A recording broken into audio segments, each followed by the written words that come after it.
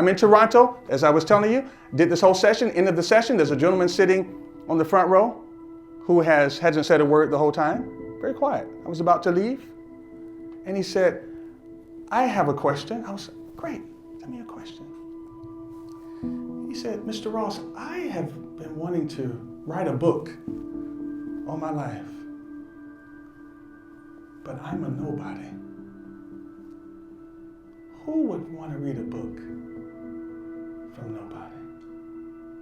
And I said, you've just stepped on some magic. Everybody, if you're honest enough to say that. If I opened a book and the book said, I am a nobody, the interesting thing about that statement is, number one, it's so honest, it jumps into the back of your neck. If you've never had that thought before, you have had some thought about yourself that is on the peripheral of that central thought. Thirdly, you've created it's an inquiry about who would say this? So by being honest and by being able to say, I'm a nobody, you reach everybody. Now, if you say anything else than what you just said and you play around with it and you abridge the thought because you want to keep a certain reputation, not interested, because I'm going to say, who is this guy? But when you tell me you're not anybody, you have something I need to hear. So honesty is being truthful, not being sophisticated with your lies. Story. What is it? Story is oxygen. It breathes life into every conversation. Whether it be a conversation about data, about your grandchild you're going to visit right after this in Kansas, a place you've never been, that's so different from Silicon. Whether it is a story about your life, someone else's life, we cannot effectively exist without story. It applies to every situation, all the time, everywhere, because again, story is oxygen.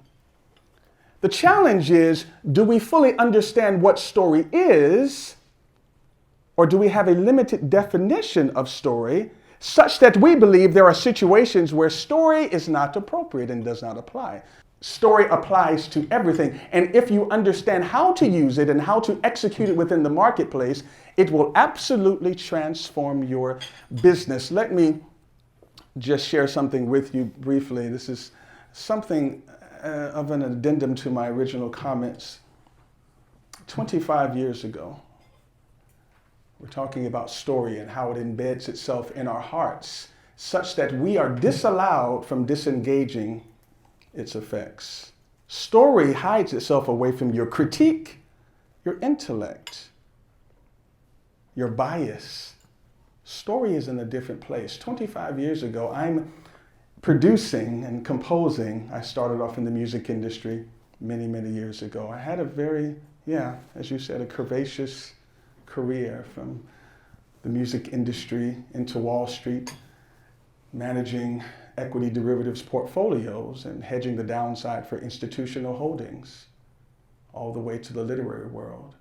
And finding the story that connects all of this. 25 years ago, music industry, I'm producing in the Northeast, and I'm sitting in my studio, and a young man used to come to the studio after school in the daytime, and he sat in a steel chair right in my small 10 by 10 recording studio. I'm programming on my computer. He's sitting there, his knees are in his chest, and I'm like, how you doing, man? He's like, I'm good.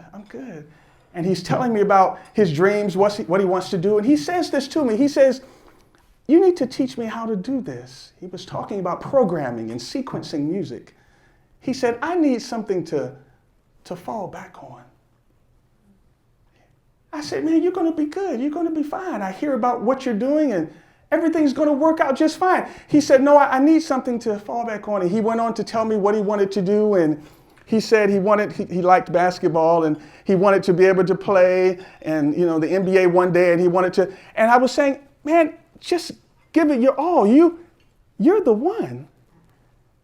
You are the one.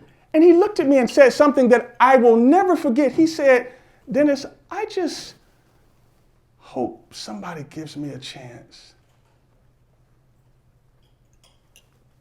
And so 2 days ago, I was holding back tears to find out that young man, whose name was Kobe Bryant, passed. And I remembered he and I sitting in that studio in Philadelphia where I was producing Boys to Men who were good friends of his.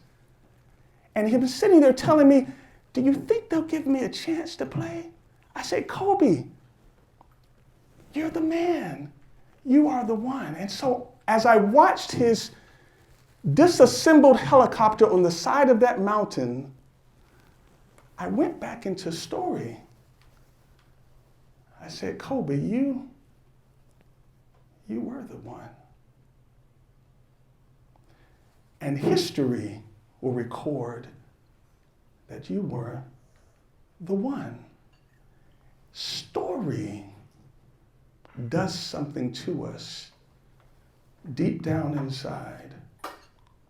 And when you understand what it does to you deep down inside, you are then able to place its nuances in other areas of your life that may not be as personal as the story I just told of Kobe, but you will understand the touch points of narrative and be able to maybe not create a plot and characters and backstory for a data presentation, but you will understand that instead of talking about what came out of the 100 persons you interviewed that gave you this data, maybe you talk about, there was one in particular, person number 97, who touched me.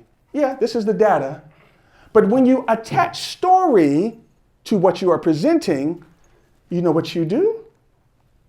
You allow the listener, the viewer, the observer to reach back into their life for what touches them. And that is how you start messing with magic.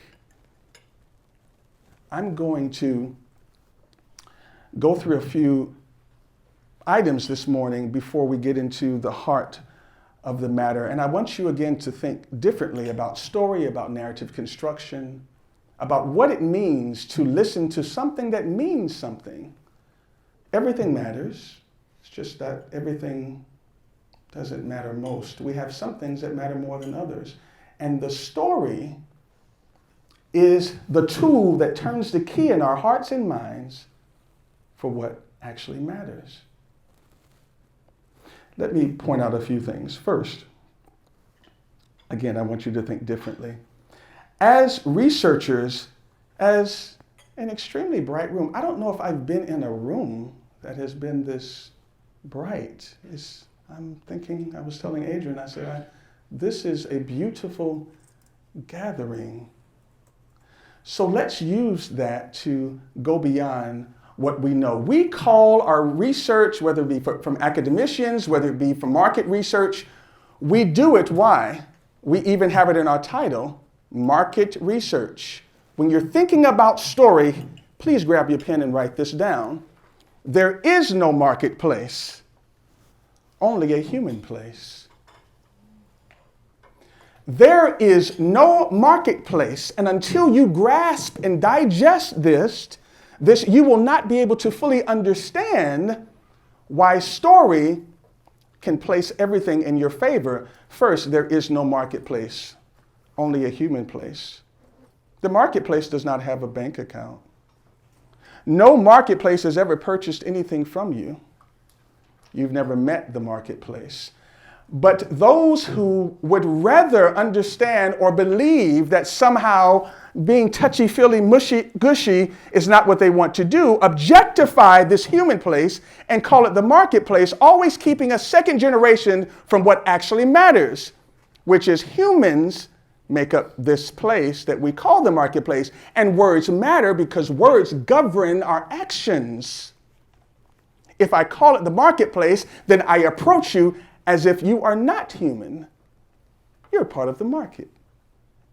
You're just an anomaly on the statistical chart. Where are you on the bell curve? It's the marketplace. We're doing market research. It's actually human research. And when you grasp that and understand how story works, everything begins to to come to light. So the first point is there is no marketplace. There is only a human place. And the reason why I say that particular term is so important, as I said, is words matter. If you don't believe words matter, let me ask you this. What is your favorite football group? Oh, you haven't heard? Huh? What? What's your favorite? Do you like the group in New England? You like that Patriots group or the Seahawks group? What's your favorite football group? Right, so what's the problem with my question? But it is a group. It's a group of people.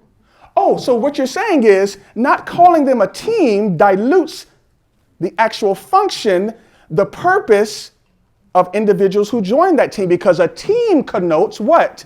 We must work together. A group does not connote that, and we live in a world of connotation, not denotation. And when you're dealing with story, inference and implication is much more powerful than describing.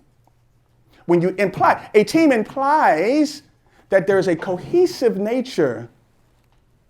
So we understand that we want to be accurate with the particular term, because being inaccurate dilutes the effectiveness of what it means to be a sports team. And when you call a place where you do business, whether it be internally or externally, a marketplace, you're calling your favorite team a group. Second thing, humans won't do something unless they feel something. Humans won't do something unless they feel something. I like the neuroscientist Alan Watkins and his research in the field of how humans decide. And he's known for saying all humans decide emotionally and then justify it with logic. He says that because it is true, because whether you are a high school dropout or whether you're working on your third terminal degree from wonderful Stanford, you still do not go and get some food unless you first feel hungry. We, at the very pedestrian level of activities throughout the daytime, or at the elite level, we do nothing unless we feel something. And you feel that, whether it be physically, whether it be emotionally. What does it mean? What do I mean by emotionally? People think about story as being this thing where you're crying and you're hateful or you're loving and you're angry. We don't need that. We're researchers. We don't deal with that. We deal with facts, man. Write this down. The greatest emotion is understanding. There is no greater emotion. When you're dealing with feeling and emotion, it is understanding that causes that thing inside of you to pull on you. It is understanding. Why do I tell my story of my time with Kobe? It would be tragic, and it is, for exactly what happened. But do you know what turns it into one of the saddest stories? Is that we're parents. And when we found out Gianna was on the plane, understanding kicked in. My God, his daughter? I have children. It's beyond tears. It's the guttural instinct of what matters most to us that connects with what mattered most to him, and now we understand. It's not tears. We may be sad. It is the level of understanding. And when you infuse understanding in your product, your service, your conversation with colleagues or those in this human place, when people think that your product allows them to understand their life better, that you understand what they're going through better, they will. Okay, let me just say this. Do we have time? I got, Lord. Okay. We talked about story. Let me add one thing before we move on with our list. We don't work in a marketplace. There is no marketplace. There's only a human place. That human place is governed by the fan economy. The economy has changed. I travel all over the world working with enterprise and authors and producing stories for ad agencies so they have something to advertise. And let me give you a little insight. We have moved into the fan economy. What do I mean by that? The fan economy. Where's my phone? I am There are no customers and clients anymore in this world that matters. If you're working on getting more customers and clients, you're wasting your time. You have to work on producing and assembling your fanhood. Why, Dennis? Because fans always become customers and fans always become clients. What is the difference? It is this. I am a customer of Verizon. I am not a fan. And if Sprint calls me right now and says, we have a better deal for you, cheaper price for your data, I'll take a break, tell Brent, can you fill in for a second, run to the hallway, change my plan, and run back in. Because I am not a fan, I'm a customer. However, if Stevie Wonder comes to Silicon Valley tonight, I'm a fan. And he says, but the tickets are $500. I don't go look for a cheaper concert. Because fans do not replace the person for whom they adore because of price. Price is negligible when it comes to fanhood. And if you are not assembling fanhood, you are chasing a balloon that will always rise above you. Because they will always replace you. We live in a human place. We are governed by a fan economy. And story is the connection. To create that fanhood, we need. Does this make any sense? Story is the most effective way of transmitting feeling to create action. But what do I mean by feeling? Exactly what I said before.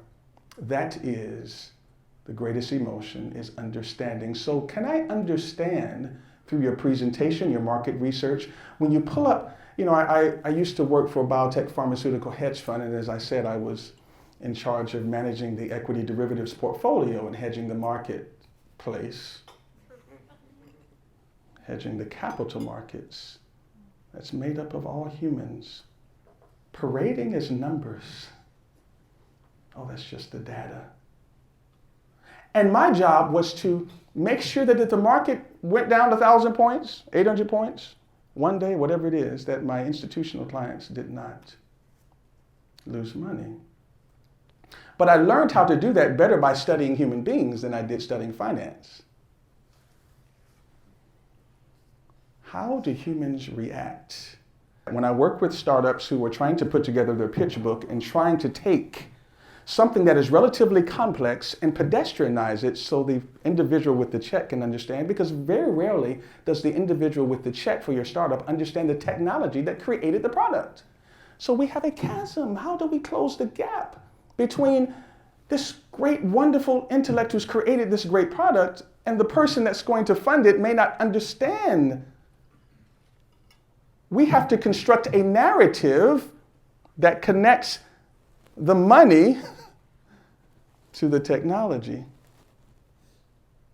What is technology? What is it? Being able to take instructions, ideas, advice, actions in a succinct fashion, make them more efficient in their travel to the person we're trying to get the instructions, the data to. I mean, what if you had a pure definition, what would it be? Someone, you can raise your hand. Tell me, what is technology? It's a way of getting things done. A way of getting things done. Doug? Magic. Magic. I mean, science fiction writers say that sufficiently advanced technological race, to us, it will appear like magic. It'll appear like magic. So magic is making efficient that which was once elongated. So it took me days to get a letter to you, and now the internet and my connectivity to it allows me to magically relay the same message to a place I am not. Then by that definition, story is the original technology. Because we were able to hear stories from people in a different place who were not physically with us and have the same emotion, the same consequence, the same information as if we were there. Story is technology.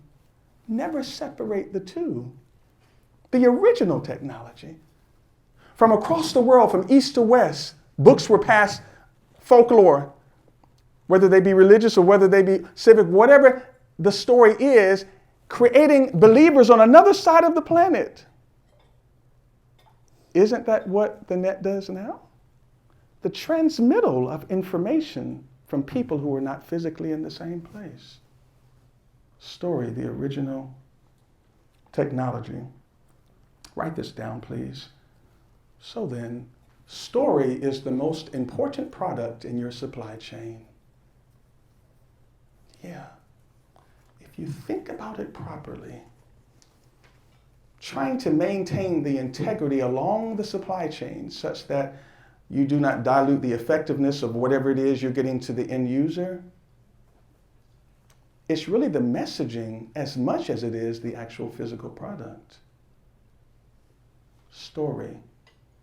What is a company that has done very well over the years by the way of telling stories from a corporate standpoint? Give me an example. We're in Silicon Valley.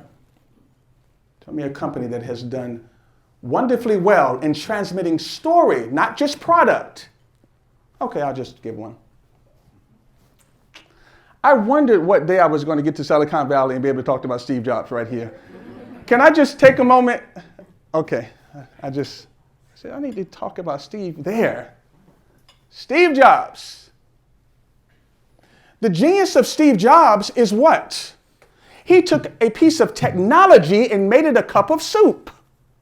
What do you mean by that, Dennis? This is what I mean. Heretofore, I would get sick and have the flu and want to get into bed with a cup of chicken noodle soup, make me feel better.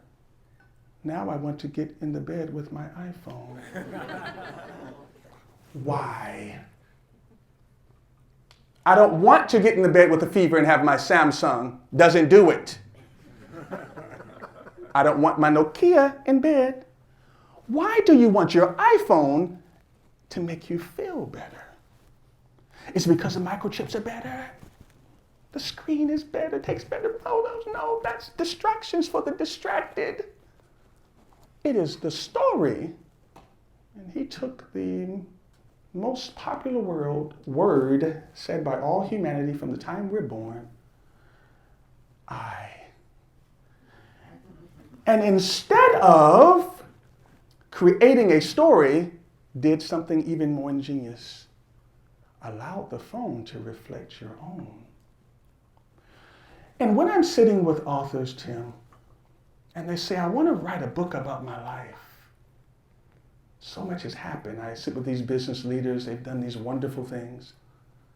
I say, that's wonderful. I tell them this before we start. I said, if at the last page, if we close your book and I know everything about your life, we have failed. Because the purpose of telling a story is so that the person reading can understand theirs. Your story is a pass-through. I write about your life, but I want to understand mine. And to the extent I'm able to see through a mirror of, wow, she went through that too. I have words for myself. She added clothes to my naked emotions. She gave them something to wear. I didn't know how to express it, but I found out when he went through something, and I found out when he lost a loved one, what he did. I'm actually not thinking about what I'm saying. Finally, someone understands. And so what has happened with the phone we're speaking about, the story is that it is your story. That is why there is an emotive connection with that particular product, because Steve created fans, not customers. And fans don't care what you charge them. Have you noticed? So let me back up. We've spoken about story for the past 15 minutes. But let me ask you a question. Please raise your hand. We're in a left brain heaven. Someone give me the purest definition of story. We've talked about it. We know its effects. We know what it feels like. But someone tell me, what is it by definition? Because unless we have the correct premise, and if our premise is misaligned, every step thereafter becomes further and further misaligned. And we think we're talking about the same thing when exactly we're observing something we don't know the definition of. So somebody raise their hand and tell me, what is story? What is it by definition? I'm listening. A description of an experience. That's good. Something commonly shared. So he has an experience and he describes it. Yes, Tim? A path or journey. A path or journey. I like it. Anyone else? Recollection of emotions. Recollection of emotions. Okay, path or journey, experience shared. Okay, that's great. Yes? Understanding myself through a shared experience of someone else. Understanding myself by the shared experience of something else. I like it. And so all of that is right in part. None of that is incorrect. However, it is incomplete. Story. Please take your pen out again. Story is organizing and sharing the emotive consequences of life's events. Let me say it again. Story is organizing and sharing the emotive consequences of life's events. Well, what do you mean by that? That's somewhat of the higher level description. Let me tell you what story is from the pedestrian view. Story is what happened because of what happened.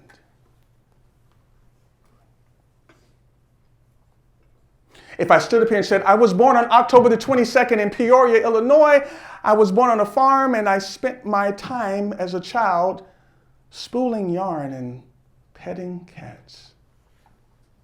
You wouldn't say, wow, that's a story. You should write a book.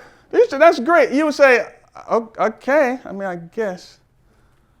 But if I said, Brent, that when I was 20, I was drafted into Nam and I was captured by the enemy and they sought to separate me from my sanity and they tortured me and they put me in a room 23 and a half hours a day and said, he'll be done soon and we'll get the information. And for those 2 years, the only way I could survive is I just threw my head back and imagine I was back in Peoria.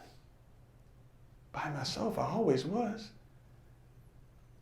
I was spooling that yarn and petting those cats. I was able to survive those 2 years of captivity. You should write a book. Because what seemed mundane and boring all of a sudden showed me the emotive consequences of a life event. Story is not what happens. It is what happens because of what happens.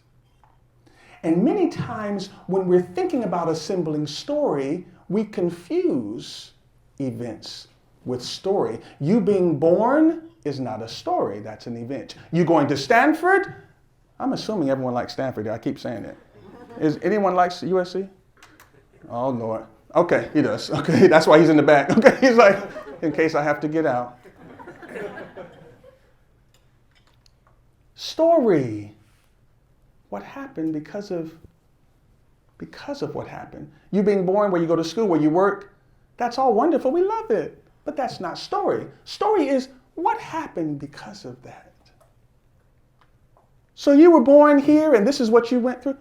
Okay, that's an event. But what happened because you were born there and this is what happened? And when you get into that, that is when you start lifting the veil of humanity and start connecting with other people who say, wow, that's kind of my story too. And when you create that connection, guess what happens? Now I can go into my left brain world and start talking about things that are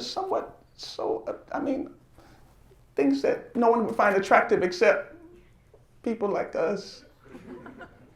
But because I've made that connection behind the veil, I see the data through your story. I don't care about what you know until I know that you're kind of like me. Yeah, we came up different, but you kind of have the same. And so how do we separate ourselves in the marketplace when people are vying for the same information, trying to sell the same products, trying to pitch the same? How do we?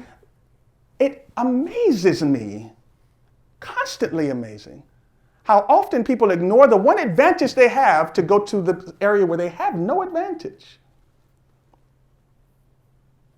I had a chance to wrote a book 10 years ago, and it allowed me the opportunity to have an audience with Warren Buffett back in 2010 and spent 6 hours with him in Omaha, Nebraska. a fiery intellect. An intellect on fire.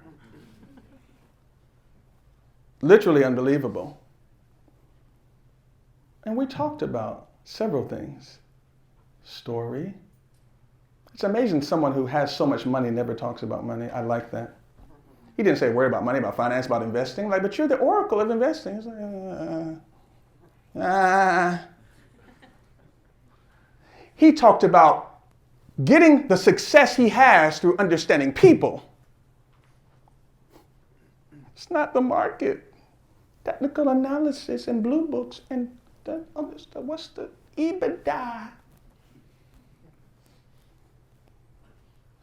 None of that comes out of his mouth. He talks about the marketplace as a human place. As how would humans relate to something like this? How would we, because he understands, right here, Sequoia Capital. Don Valentine tells the story great. You go to YouTube and you'll find him speaking to the Stanford. Is that Stanford again? Did I say it again? What in the world? Stanford Business School. Don is speaking to a room of, heady guys who have all these ideas about technology, and he has all these successful investments. We know him. He's a legend. Very interesting. Somewhere between 20 and 25 minutes in that video, it would be wise to watch it. He says, a gentleman asked him the question, when you have so many wonderful ideas come to you, how did you know to invest in jobs? How did you know to do this? And how do you know? You have all these, how do you pick these out? And he basically says, and I'm paraphrasing, when everyone is smart, no one is. He just cancels everything out. When everyone has a great idea, there aren't any. You see, all day. He said, well, how do you know what to invest? He says, I look for story because that's how the money flows. I was like, I turned up my volume. I was like, talk, Don, preach. He said, story is how I make my investment. He said, Steve walked into my office. His hair was oily and dirty, and he said he kind of smelled. This is what Don said. Talking about this Apple idea, but he said, I sensed the story. We concentrate on the wrong things because those who are successful in the areas we want to be in are not looking at what we're concentrating on. Because when you're an investor, you invest looking for your exit. How do I get out of this? The public's not going to attach to the technology, but they will attach to the story, which will create fanhood, which will create buy-in, which gives me my exit. So when you're thinking about putting together your story, remember, it is not laughter, tears, anger, hate, love, that you say, oh, that's Hollywood, that's story. No, it's understanding. And how do I assemble understanding so the investor listening, the customer or client, the fan listening, senses I understand them, therefore, everything I present thereafter, fans buy things we don't even need. If I like you and I like your story, you could be selling me a hairy widget that turns around and sings America the Beautiful. I don't need a hairy widget that turns around and sings America the Beautiful, but I like you and I like your story, and so give me one of those hairy widgets. What, you charging $1,000? Well, okay, I guess. That is how powerful story is. Any questions before we move to the second half? Any questions? I see, if you could see what I see. People saying, who is this black guy with this Star Wars shirt on talking about, oh, does he know what is going on? Any questions? Yes. So how about if the story is a dead end? So I'm thinking of WeWork. Mm-hmm. That was a great story. Mm-hmm. So What do you mean if it's a dead end? Obviously. Well, for the founder, it was founder. a great exit, but for nobody else. Yeah. And so what we take away from WeWork, which is just the hubris of Adam, and, I was in WeWork actually in Atlanta, and I said something about Adam, just joking, The people, they didn't find it too funny. The lady said, it's too early, too early. So I said something, I said, was Adam listening? And she said, oh, it's too early. So dealing with the success of WeWork, what was the story? We're going to create an environment, a commune, where we allow like-minded individuals to come together and benefit from each other's knowledge, work together in a bright, wonderfully designed space, that allows you to not be in the silos of an office building somewhere, that allows you to instant communication between colleagues to edify what you know by learning what they know, and to the extent of that particular story of a community working environment, the story worked. Did it? That sounds good. Yeah. And so it worked. Obviously, what did not work is the individual who had the actual story idea, which is separate from the story. Okay, well, you cannot attach that failure to the success of the narrative. The narrative was constructed correctly, and it was very successful. And really, that's our concern. How do we put together, when you're trying to promote something in your division that is as static as, a handful of bobby pins, how do we actually infuse into that? How do we make animated the inanimate? How do we infuse humanity? How do we take something that is antithetical to creativity and make it creative?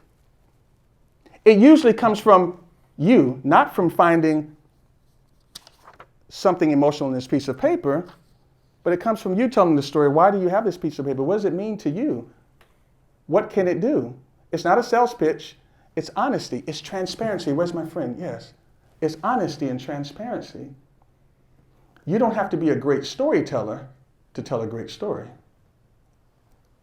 You must be honest, though. I'm going to say one other thing before we move on. Let me tell you an example. So I'm in Toronto, Canada, teaching an advanced writing class. Did I tell you my name? I'm Dennis. I'm Dennis Ross. I'm the chief story engineer at bookамbition.com in Atlanta, Georgia, and I work with authors around the world. I turn thinkers into thought leaders by writing their books, business leaders who have done something great and want to tell the story, not that you understand their story, but so that you can understand yours. I work with enterprise, creating stories for products and services so they can launch into the marketplace with not just buy our pen, but a story by way of emotional misdirection. Emotional misdirection, where I attach you to a story and you attach the brand to it, versus trying to create a story out of a box of Tide. There's no story there. And lastly, work with startups who are putting together their pitch books, showing them how to pedestrianize something that is relatively complex, so the investor who has not the education can understand the consequence of the wonderful education you have and find it investable.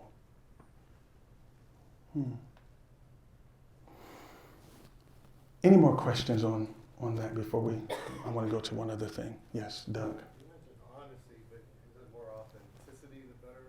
Speak up a little bit, Doug. I'm sorry, you mentioned honesty. Mhm. What is more authenticity than honesty? I mean, our current leader of the United States tells a lot of stories. Story just jumped into the room. You saw that? Boom. Story said, talking about story, try this one. Handle that, Dennis. Go ahead, Doug. He tells a lot of stories, but I'm not sure I would attach a label of honesty to them. But he does tell them in an authentic way and connects with people. So, Yeah, well, your thoughts are around the two differences. Right. Let me just thank you, Doug, for such a setup. I just want to thank you for just, from the bottom of my heart. I knew Doug was going to be special today. I just knew it. I said, Doug is going to be special. So, as it relates to authenticity and honesty, very different things. Very different things. Because I can be authentically criminal.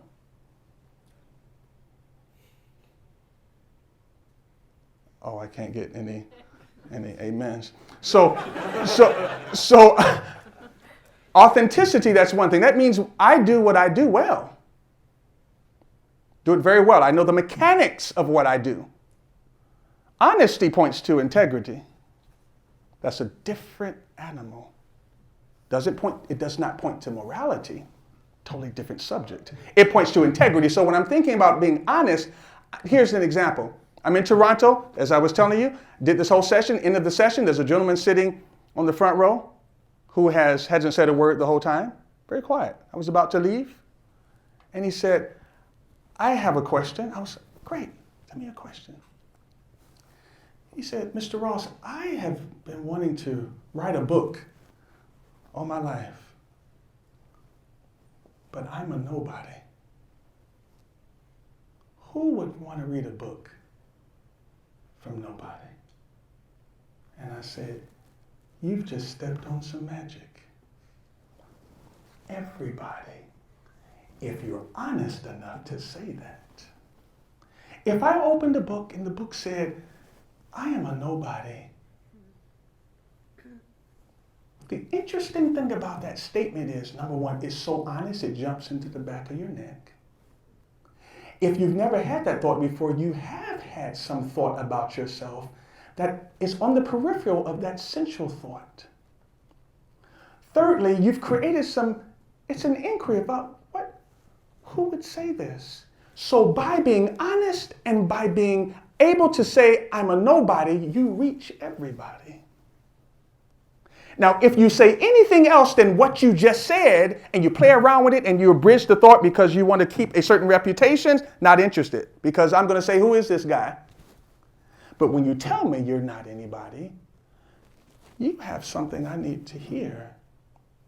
So honesty is being truthful, not being sophisticated with your lies.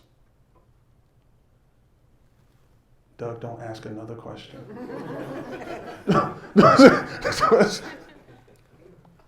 Two different things. And what I find is that it takes so much courage to be honest, very few people are. And so they say, this is what I want to say.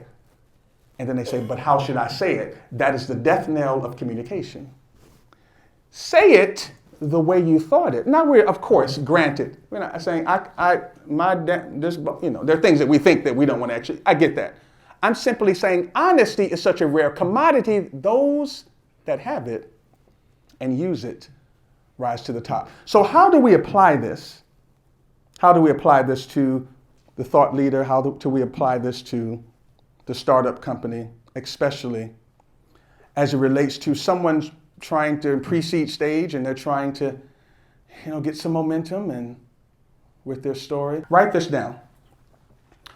3 elements of great storytelling. First, the economy of expression. The economy of expression.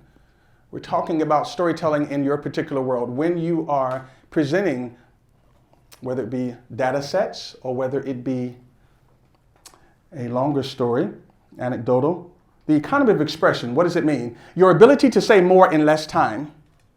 Your ability to say more in less time.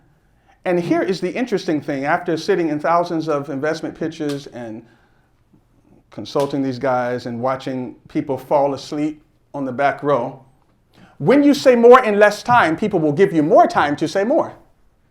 The irony, I think Richard talked about it a little bit yesterday, the irony of the economy of expression when you're able to properly leverage it is you say more in less time, which allows your reader, your listener, your potential investor to relax and say, if you could tell me that in such a short period of time, you might be able to tell me more. First principle, economy of expression. Second, pairing the unpaired. Pairing the unpaired. What does that mean? Utilizing words and phrases that are independently understood but have never been put together, which creates a different learning path because I understand this word and that word, but I do not understand and I have no history of you using them collectively, which opens up a vortex into, a different perspective has been established. What do I mean by that? A diagnosis is like a divorce. Okay, I know what a diagnosis means. And here in Silicon Valley, everyone knows what divorce means. What do they have in common? I've given you understanding independently, but not collectively. So now I understand. Most people are married to the idea. Got it, divorce is horrible. Married to the idea. Diagnosis has the connotation of negative. There can be a positive diagnosis, but isn't it interesting that connotatively, diagnosis implies a negative conclusion? And because we understand connotation and the power, we're not using what it denotes, we're using what it connotes. A divorce is like a diagnosis because parents are married to the idea of having a healthy child. And in that way, your reader is saying, I've never thought about it that way. He gave me understanding, but pointing in a different direction. Here's another one.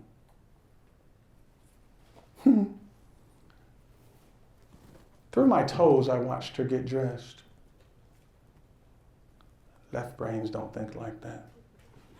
Oh, you have toes, you think like that. I know you say, where's that come from? Let me show you. Give you examples of how you create questions. Through my toes, I watched her get dressed. How many of you believe the person writing this sentence is married and he's talking about his wife? So interesting. How many people believe the person speaking is not supposed to be where he is and he's with someone who's not supposed to know that he's supposed to be with her and his wife's at home waiting? Where's my husband? He's watching through his toes. But how many people believe that he's laying in bed? How many people believe that such a romantic description probably would not be said in some boring marriage? That has to be some... But isn't it interesting that I said none of those things? Why do you think I'm in bed? Because you're inserting your story into my statement. Why do you think I'm not married to this woman? I didn't say that. Y'all are so judgmental. You're just like, he's not supposed to be there. How you know?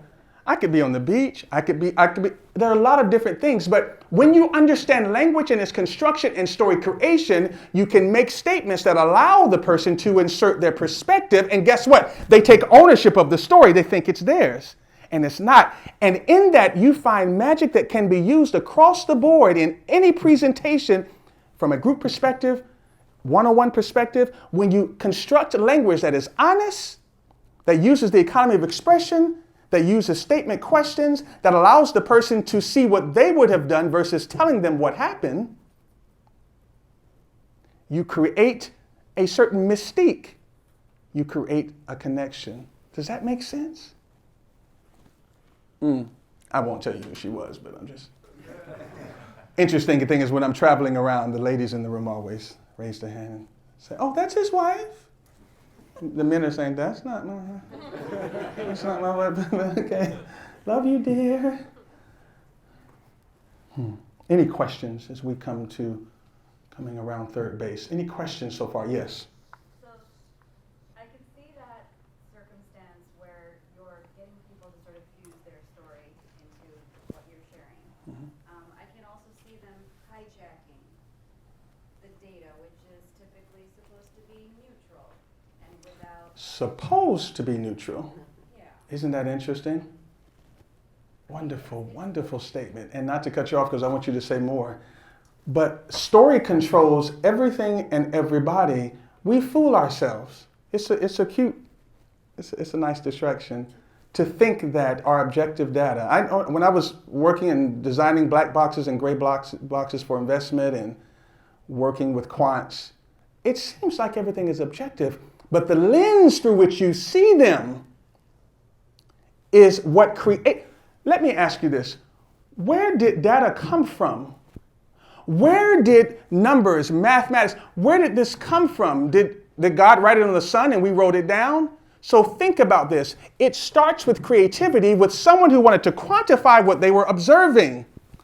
If you don't fundamentally understand that data did not just come out of itself, out of the mouth of objectivity, spits trigonometry, then you understand it was created as a method to quantify what one was observing. So it starts with creativity. We didn't lift up a rock one day and find the algebraic equations and say, look. No, these things were created. So from the perspective of how everything we use objectively to make decisions, where it came from, first generation, second generation, the eyes that are observing this generation say that this means this and this means that, then you start to understand really quickly that things aren't as objective as they seem to be. That science is one of the most creative things around. Ooh, it's rough, isn't it? What is it? Something that is a repetitive action that renders a dependable result? Scientific. Every time you do this, this happens. You said it's supposed to be objective, but story can be hijacked because the person interpreting or even presenting it without interpretation, which the lack of interpretation is an interpretation by itself. It's like non-denominationalism is a denomination. Your lack of belief is you believe in nothing. So how do you, I guess your question is, what I'm sensing is, how do you, even in those senses, make sure that a story by the presenter does not color what should have been uncolored, although knowing it came into existence with a certain color at its beginning? Is that what you're saying? And I think the knowledge of understanding what we're dealing with in and of itself becomes an antibody towards its abuse. Because anytime we look at any data sets and think that they just are what they are, I think that is where we make a mistake. When you're working in financial engineering, when you're working in the hedge fund world, you learn very quickly what can be manipulated. Anyone read Long-Term Capital, Roger Lowenstein? Okay. Smartest minds in the world. Biggest destruction of money. So what I'm saying is, story affects everything, and our understanding of story affecting everything in and of itself becomes a defense against its abuse. Because we understand no one and no thing is absolutely objective. This is a 2-day session that I'm putting in within an hour. That's why I'm skipping. That's what it's like. Okay, we have about 2 minutes. Any other questions about? Has anyone learned anything today? Has it? About story, its use? You see story as being a supply chain product, relaying the story to the end user. Yes? So you work with people to write their stories. Mm-hmm. How do you encourage people to be honest when sometimes their desire is to, To be dishonest? yeah, be dishonest? Right. That was just a natural little. Okay. How do we encourage people to be honest who are presupposed to be dishonest? So in my experience, I believe disclosure encourages disclosure. I believe courtesy encourages the same. And I use examples of, very pedestrian example. If I take this young lady and say good morning, she probably will say the same. The best I can do is example the honesty I know one should have. It is not by giving you some type of theoretical, honesty does this, and then, it expands geometrically and everybody becomes honest. No. I'm a nobody. Who are you? You have to be able to have the courage to say what may be embarrassing, because it will at least encourage them to say good morning back. And in that dance, between me revealing myself, we can create a daisy chain, a ping. I learned that in Silicon. Don't tell anybody to text you. Say ping me. And then give them your IP address. I love it. I'm taking that back to the East Coast. Like, text me? What? You're an East Coast right-winger. Right, left, give me the ping. When I go back and forth with you, honesty to honesty, every round goes deeper and deeper. And like I said, this is not about mushy, mushy, touchy, touchy, give me a hug, kumbaya. This is about the greatest emotion on earth, which is understanding. And when you understand a person, when the investor understands you, when a customer understands you, when the human place sees in your product a certain level of understanding, price is negligible. There's not too much they can invest because so few people on earth are able to have the courage to be honest, to be transparent, and to seek understanding they want for themselves. So few that it's somewhere. It's pretty much amazing how many companies are able to actually harness that, because it's so much easier to stay second generation, look at the marketplace as a whole, let's do research, here's the data, and then you have a few people that step forward and create the story that allows you to understand theirs. Yes, one last question. We were on element number 2, but you said there were 3. Oh, yes, I did, yes. The third one, that's Doug. I knew it. Doug, can I just say I love you? And even that phrase is interesting, isn't it? Jobs knew that, I like Jobs, can you tell? He knew that we are essentially selfish. Even the 3 words that we want to hear the most are selfish. It puts ourselves first. I love you. I love you. It's me. It's me. I didn't say there's love for you. There's love I have for you. I said I'm talking about you, but just know I love you. It's me. Now give me my iPhone. Emotional misdirection, pairing the unpaired, the economy of expression. So the first, economy of expression, pairing the unpaired, emotional misdirection. What do I mean by emotional misdirection? In the world of branding, when I'm meeting with ad agencies and marketing agencies who are trying to sell everything from microchips, the newest nanotechnology, to a pool table, a lot of times what we must do, and as we're coming to an end, Brent, a lot of times what we do is put together a narrative that is based in emotional misdirection. That is having you to plant your feet in a direction you think we're going, only to turn around and go in the opposite direction, having you committed to me finishing the first direction, which disallows you from disengaging until you find the answer. What was that? Through your toes, you watched her get dressed. But then my phone rang. My cousin was broken down on the highway. I had to get up and go, wait a minute. Who is the woman in the...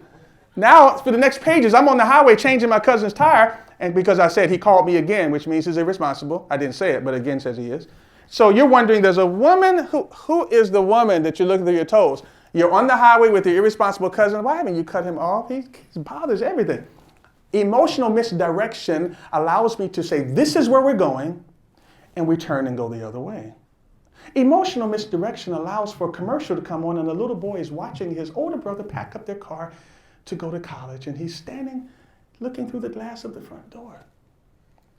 Tears running down his face. Now, we only have 20 seconds before the commercial's off, so we have to get this done quickly. He's packing the car, he's crying. And he goes back downstairs and looks at the pool table. And then we snap to his brother coming home from break. And it shows them downstairs playing pool. The commercial's about a pool table. But I made you think it was about a little boy who was missing his brother. But I've infused emotions into them playing together when he comes back. I'm showing you that we bring families together. But it's just pool. No, it's not pool. It is the connecting point between a little boy who refused to play until his brother came back from college. He kept the balls nice and neat, wouldn't touch it, kept the light on. He's back, we can play. And in that way, emotional misdirection says, but I'm committed to the relationship, but now I like pool.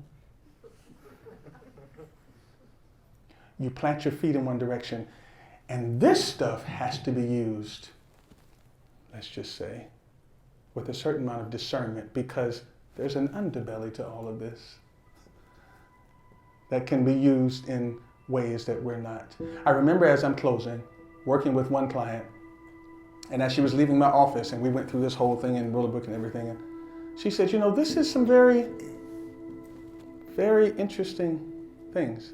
And I said, well, thank you. I was happy. And then right before she closed the door, she turned around and said, always use this for good. I was like, what? Always use for good? I was like, what? I was like, what? Okay. I'm not trying to hurt nobody. One last point before I leave, because I'll be upset I didn't say it. Stories, the greatest stories, are designed to receive. Oh, you can check out anytime you want to, but you can never leave. They plant themselves way beyond the analytical mind. They're simple, they're transmedia, which means a transmedia story means it can maintain its integrity in any form. You're able to tell it in a 2-sentence form, hour and a half, 30 seconds. Transmedia allows the story to exist outside of its time frame or its length when it's a great story. If you cannot tell the story of your company, your division, or your initiative in 2 sentences, you don't have a story. The Matrix is philosophically somewhat complex for the pedestrian. And if I sit here and explain the whole movie to you, Neo, the Oracle, whatever, but is it a story? If it is, I can tell it to you in 2 sentences, or 1. Here it is. Everything that is seen is controlled by what is not. And nowhere in a longer definition do we get beyond that 1 sentence, because a story is transmedia and it allows you to take it in disjointed parts and it maintains the core of its integrity. I'm Dennis Ross. Thank you for your time.